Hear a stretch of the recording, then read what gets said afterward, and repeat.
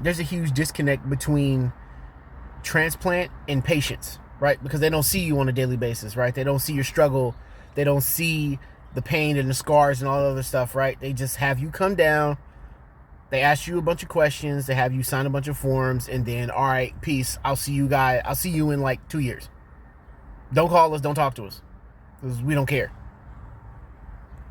And the only time we're going to call you is if something's wrong and we need to make you inactive or take you off the list.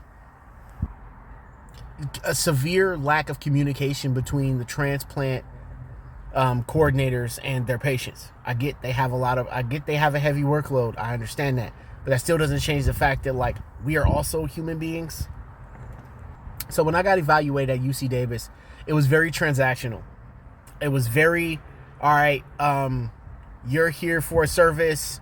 I'm the person facilitating that service. So I just need you to sign this, come over here, do this, get this done.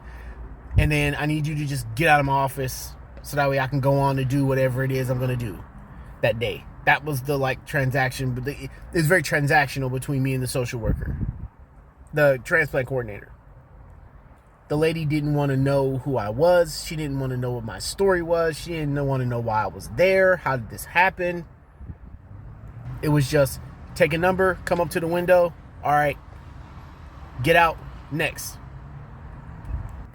And from my experience and dealing with transplant coordinators and all of the information that I've learned, and, you know, doctors and members of medical staff I've talked to, like, I can understand how it'd be very easy for a patient not to trust this.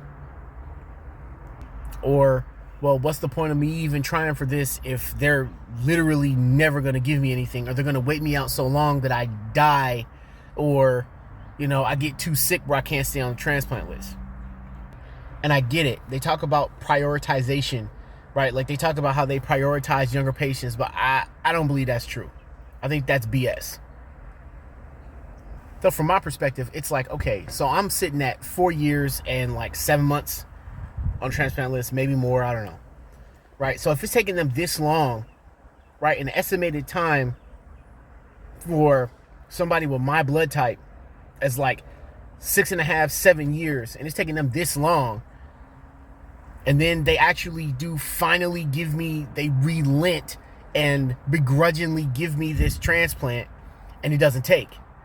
If it took them this long to get the first one, they make these promises that they prioritize people if, you know, they had a transplant before, right? Because when you get a transplant, because the organ's not yours, your antibodies are going to be up. And that sort of thing by transplant is frowned upon. But they make this promise that they prioritize patients that have gone through this before. But who's to say that they're not just going to, you know, forget about me and just leave me on the transplant list for like 15 years again, because there's, quote, a shortage of there's a shortage of kidneys. There's a lot of unknowns, and despite what they're saying they're going to do, there's very little transparency between patients and transplant in any meaningful way. You know, like,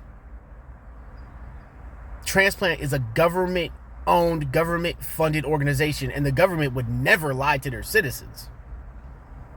Oh, heavens, no.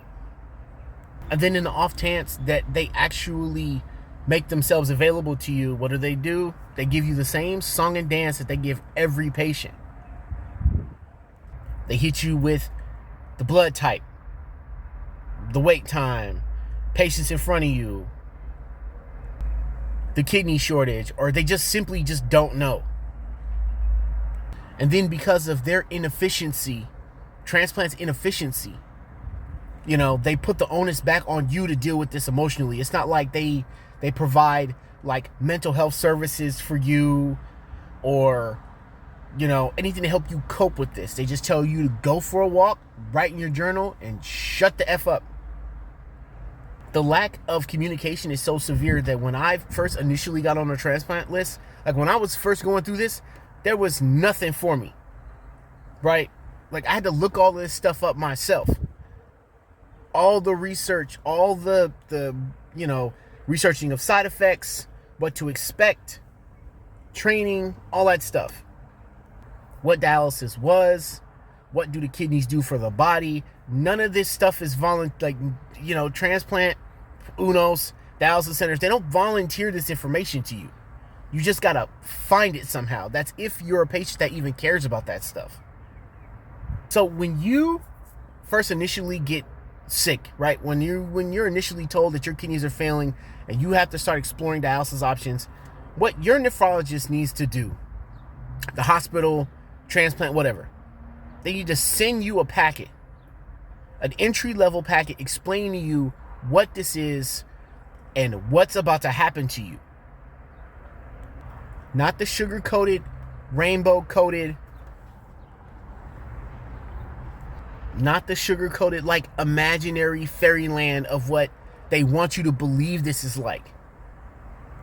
Have somebody sit down and explain to you what's about to happen. And more importantly, how to get on the transplant list. I would have loved to have had that when I first got put on dialysis. Initially, I was just stumbling around in the dark. Nobody had any information to give me, and the information that they did have, they didn't want to give me. They just wanted me to just shut up, do my treatments, or go die in a ditch somewhere. It didn't matter to anybody. Nobody thought to themselves, hey, you know what, let's educate this guy so that way he's better prepared and can make better decisions about his life moving forward if dialysis is something that he chooses to do. And I've said this before, like, I got myself put on the transplant list. There was no nephrologist, there was no social worker, there was no, like, the UC Davis or CPMC, like, none of them were helping me do anything. If I just got on the list, I just got on the list. If I didn't get on the list, well, who cares? Shoulder shrug, oh well. And that was just it. That was just it. You're out here in the middle of the ocean by yourself. And a lot of the people that can really help you with this just choose not to.